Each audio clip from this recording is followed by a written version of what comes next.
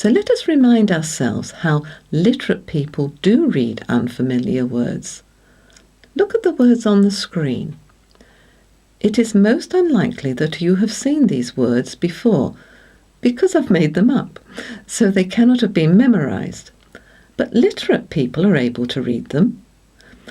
Just imagine they are the names of villages or towns, and as you attempt to read them, think of the processes you are going through. The chances are that you started at the left of each word, converted the letters into sounds, blended them, and arrived at a pronunciation of the word. You probably read them as Trabburley, Doilegan, and Snaintree, using the sophisticated blending skill that literate adults have acquired, usually long ago and at a young age. It is so automatic that we hardly realise how we are doing it. Occasionally, there are some words that have more than one way of being pronounced, such as these two words. Is this village Robury or Rowbury? Or is this one sleeding or sledding? The EA can go E or E. With these words, we know we have to ask which way they are pronounced.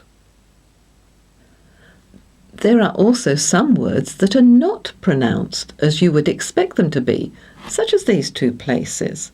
Now, this one should say Cambridge, especially as the bridge is over the River Cam. The chances are that we used to say Cambridge, but over time it has changed to Cambridge. That often happens with English words. The pronunciation changes, but not the spelling.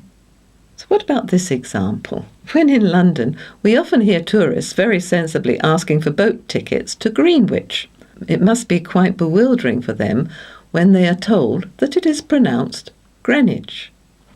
However, once people have been told what to say, then it is easy to remember these odd pronunciations.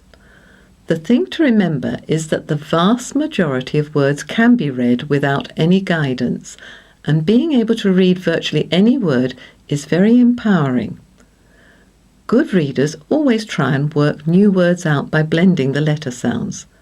They rarely need to ask others or guess at words, but poor readers do, especially if they have not been taught with strong synthetic phonics teaching.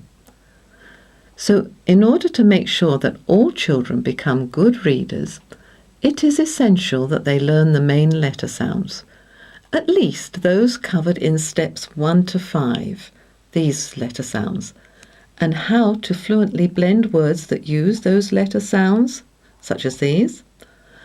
And then word blending and decodable readers are needed until the children are so fluent and confident at blending that it is their automatic response when they come across a word they have never seen before.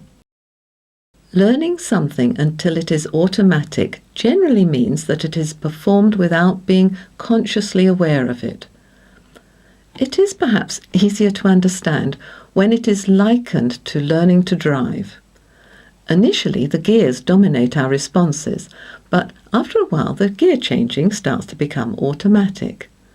Then, after more driving, the gears are hardly thought of at all. The brain is doing it automatically.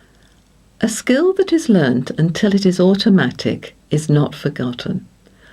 A person could stop driving for many years, and on returning would still know how to change the gears. Our aim is for all the children to learn to decode automatically so that the skill is not forgotten. When children are given reading books that are not decodable, before they have established this automatic blending response, then they often start to lose faith in blending and prefer to memorize and guess the words. And after a while, these children forget many of the letter sounds they learnt in the first place. They start relying on memory only and end up becoming very poor readers. This causes many serious reading problems and should be avoided at all costs.